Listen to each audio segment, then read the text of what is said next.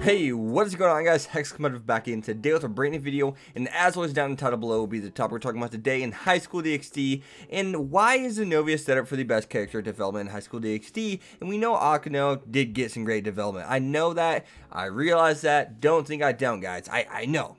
I am most definitely aware. So one of the biggest things actually with Akano's character is, and some of you guys may not even notice it, some people who, really dive into the literature, dive a little bit more deep into it, may actually notice this. Xenovia is a character that's actually, she's kind of bland, and that is because she's socially inept, and we see that she's socially inept, plenty of times. She doesn't understand, like, common things with, well, the world, condoms. She didn't really understand this situation, the timing, when to bring out a condom in front of the in front of the whole classroom, which is hilarious, yes, but she did that because she didn't understand really what it meant.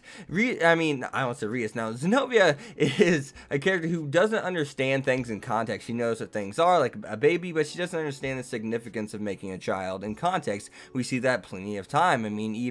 She even thought that she needed to make a child Issei just because she wanted a strong, independent child. She thought that that's something you took pride in, and yes, given it is, but it was all for the wrong reasons. It's simply for that fact. It wasn't to make a child of someone that she loved, someone that she felt a lot of compassion towards. It was to have a strong child, and that, nothing more, nothing less. So in High School DxD, ever since season 2, we actually just see her develop constantly. You can actually tell, Xenovia develops a lot of times. It's very subtle, but you can see it just by the way her personality changes. She's more lively. We see that the way she talks to Asya, the way she talks to Issei, the way she talks to anybody. We see that she is more growing to be compatible with the group per se, and that's just because she's socializing, and that's because her life in the church was an isolated life. The only friend she actually had was Irina.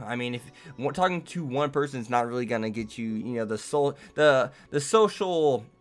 what's what we're looking for here, the social exposure that you need to have in order to really know how to socialize. It's just you need more than that. And she's lived all life, an isolated life. She even states that she never had recreational activity. She states that I didn't know what bathing suit was. I didn't know how to put one on. And she even states that during the pool episode that she did not know how to put on her bathing suit because she was she's socially inept to recreational activity, but she never done that before. She never had time for that. She's always just doing stuff for the church.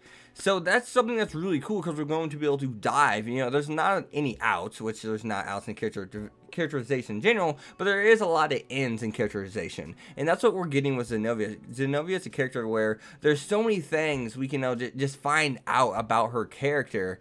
You know what I mean? Like, once we actually dive into her character and just find out how the church life was and what her family life was like, who her mom, dad is, given it's sometimes, a lot of times with parents, it's one or the other. You don't really learn what both are, but there are times we do. When you did learn what Risa's mom and dad are, we learned who Akano's mom and father were. So hey, there's still a chance we can actually learn more so about her father, but I have heard that we only get to meet her mother for people who have met one of the parents at least.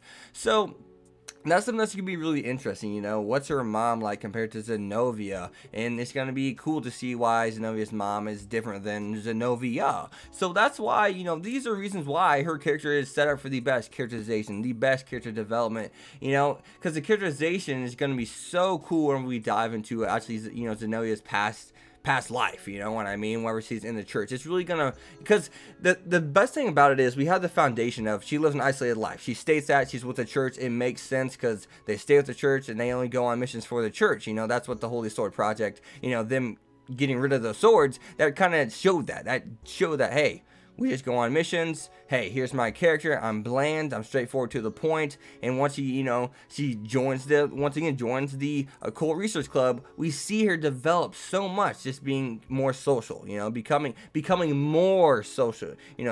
Social. I can't even speak. Becoming more social rather than becoming even more socially inept. But I'm gonna end the video here because I'm starting to stutter. I'm starting to not know what I'm going to say, starting to make mistakes, but I got my point across, so that's all that matters. But as always, guys, you guys have been hexed. Be sure to leave a like, comment, subscribe, follow me on Twitter X25. See you guys next time. Peace. Thanks for watching, guys. And I'm sorry. I started stuttering, and I didn't know what I was talking about.